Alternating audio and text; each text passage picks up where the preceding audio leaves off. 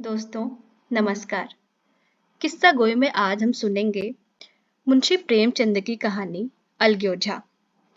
यह कहानी जिंदगी के बहुत सारे रिश्तों को दिखाती है, बहुत सारे पहलुओं को दिखाती है। यह कहानी है एक सौतेले माँ बेटे के रिश्ते का। आपको पता है कि सौतेले माँ बेटी या माँ बेटे का रिश्ता बहुत सहज नहीं होता। वह हमारे समाज में हो या किसी भी समाज में हो, यह रिश्ता बहुत खींचतान भरा होता है। और ये इस कहानी में भी यही है। शुरू शुरू में माँ बेटे का रिश्ता इसमें बहुत खींचतान भरा होता है, पर अंत तक आते आते आप देखेंगे कि अपनी सौतेली माँ के परिवार को बचाने के लिए कैसे उसका बेटा सब कुछ कुर्बान करने को भी तैयार हो जाता है। और अंत में वो सौतेली माँ भी उस सौतेले बेटे को अपने बच्चों से भी ज्यादा प्यार करती है। तो आइए देखते हैं इतना सब परिवर्तन कैसे होता है। आइए सुनते हैं आज की कहानी अलग्योझा। भोला महतो ने पहली स्त्री के मर जाने के बाद दूसरी सगाई की तो उसके लड़के रघु के लिए बुरे दिन आ गए। रघु की उम्र उस समय केवल 10 वर्ष की ही थी। चैन से गांव में गुल्ली डंडा खेलता फिरता था और मां के आते ही चक्की में जुटना पड़ा। पन्ना रूपवती स्त्री थी और रूप और गर्व में चोली दामन का नाता है। वह अपने हाथों से मोटा काम ना करती थी। गोबर रघु निकालता, बैलों को सानी रघु देता, रघु ही जूठे बर्तन भी मांजता। और भोला की आंखें कुछ ऐसी फिरी कि अब उसे रघु में सब बुराइयां ही बुराइयां नजर आती। पन्ना की बातों को वह प्राचीन मर्यादा अनुसार आंखें बंद करके मान लेता था। रघु की शिकायतों की जरा भी परवाह न करता। और नतीजा यह हुआ कि रघु ने शिकायत करना ही छोड़ दिया। किसके सामने रोए? बाप ही नहीं, सारा गांव उसका दुश्मन था। बड़ा जिद्दी लड़का है। पन्ना को तो कुछ समझता ही नहीं। बेचारी उसका दुलार करती है, खिलाती पिलाती है। यह उसी का फल है। दूसरी औरत होती तो निवाह ना होता। वह तो कहो कि पन्ना इतनी सीधी सादी है कि निवाह हो जाता है। सबल की शिकायतें सब सुनते हैं, निर्बल की फरियाद भी कोई नहीं सुनता। रघु का हृदय मां की ओर से दिन ब दिन फटता ही जा रहा था। यहाँ तक कि 8 साल गुजर गए और एक दिन भोला के नाम मृत्यु का संदेश आ पहुंचा। पन्ना के 4 बच्चे थे, 3 बेटे और 1 बेटी।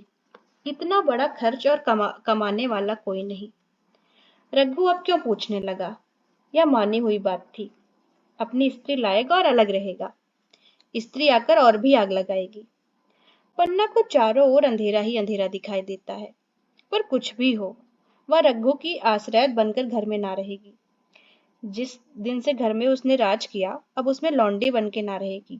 जिस लौंडे को अपना गुलाम समझा, उसका मुंह ना ताकेगी। वह सुंदर थी, अवस्था भी कुछ ऐसी बहुत ज्यादा ना थी। जवानी अपनी पूरी बहार पर थी। क्या वह कोई दूसरा घर नहीं कर सकती? यही ना होगा, लोग हंसेंगे बला से। उसकी बिरादरी में ऐसा होता नहीं। ब्राह्मण ठाकुर थोड़े ही थे कि नाक कट जाएगी। या तो ऊंची जातों पे होता है कि घर में चाहे जो कुछ करो, बाहर पर्दा ढका रहे। वह तो संसार को दिखा कर दूसरा घर कर सकती है। फिर वह रघु की दबैल बनकर क्यों रहे? भोला को मरे 1 महीना गुजर चुका था। संध्या हो रही थी। पन्ना इसी चिंता में पड़ी थी कि सहसा उसे ख्याल आया कि लड़के घर में नहीं है।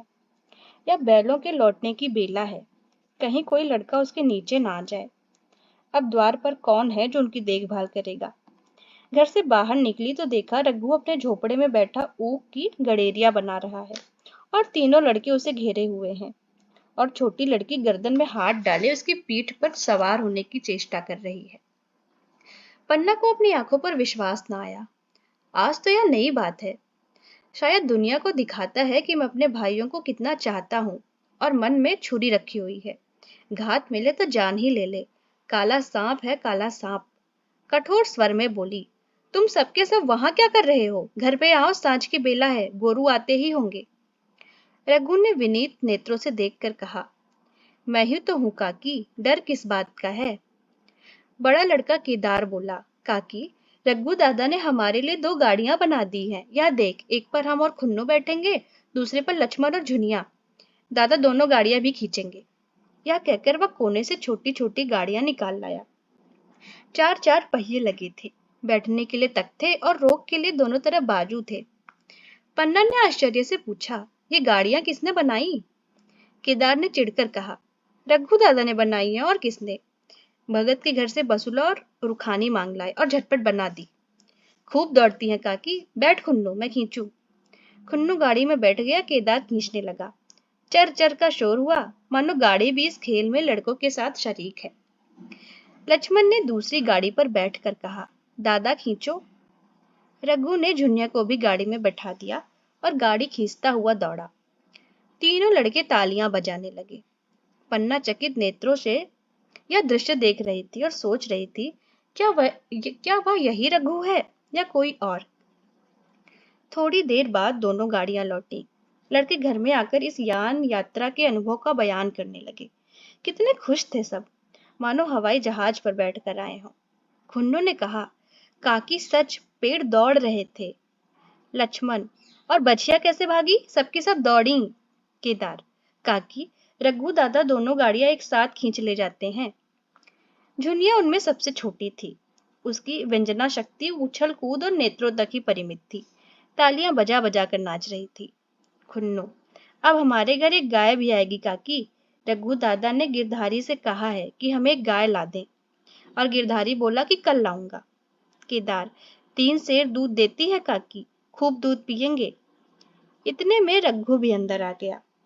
पन्ना ने अवहेलना की दृष्टि से देखकर पूछा, क्यों रघु, तुमने गिरधारी से कोई गाय मांगी है? रघु ने क्षमा प्रार्थना के भाव से कहा, हाँ मांगी तो है, कल लावेगा। पन्ना, रुपए किसके घर से आवेंगे, यह भी सोचा है? रघु, सब सोच लिया है काकी। मेरी यह मुहर है ना, इसके 25 रुपए मिल रहे हैं। 5 रुपए बछिया के बुजरा दे दूंगा, बस गाय अपनी हो जाएगी। पन्ना सन्नाटे में आ गई। अब उसका अविश्वासी मन भी रघु के प्रेम और सज्जनता को अस्वीकार न कर सका। बोली, मुहर को क्यों बेच रहे हो? गाय की अभी कौन जल्दी है? हाथ में पैसे आ जाएं तो ले लेना। सूरा सूना गला अच्छा ना लगेगा। इतने दिनों गाय नहीं रही तो क्या लड़के नहीं जिए? रघु दार्शनिक भाव से बोला, बच्चों के खाने पीने के दिन यही है काकी। इस उम्र में ना खाया तो फिर क्या खाएंगे? मुहर पहनना मुझे अच्छा भी मालूम नहीं होता। लोग समझते होंगे कि बाप तो मर गया, इसे मुहर पहनने की सूझी है। भोला महतो तो गाय की चिंता में ही चल बसे। न रुपए आए और न गाय मिली। मजबूर थे। रघु ने वह समस्या कितनी सुगमता से हल कर दी। आज जीवन में पहली बार पन्ना को रघु पर विश्वास आया। बोली, जब गहना ही बेचना है तो अपनी मुहर क्यों बेच रहे हो? मेरी हंसुली ले लेना।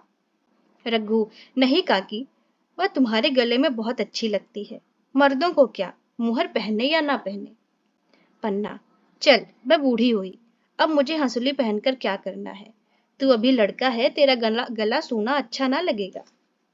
रघु मुस्कुराकर बोला, तुम अभी से बूढ़ी कैसे हो गई? गांव में तुम्हारे बराबर कौन है? रघु की सरल आलोचना ने पन्ना को लज्जित कर दिया। उसके रूखे मुरझाए मुख पर प्रसन्नता की लाली दौड़ पड़ी। 5 साल गुजर गए। रघु सा मेहनती, ईमानदार, बात का धनी दूसरा किसान गांव में ना था। पन्ना की इच्छा के बिना कोई काम ना करता। उसकी उम्र अब 23 साल की हो गई थी।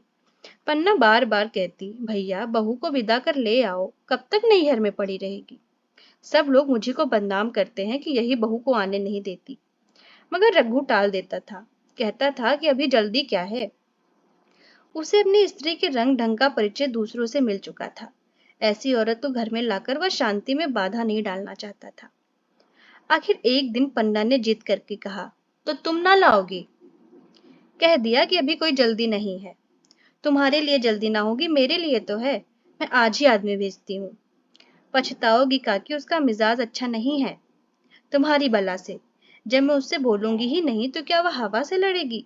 रोटियां तो बना लेगी। मुझे भीतर बाहर का सारा काम नहीं होता। मैं आज ही बुलाए लेती हूँ।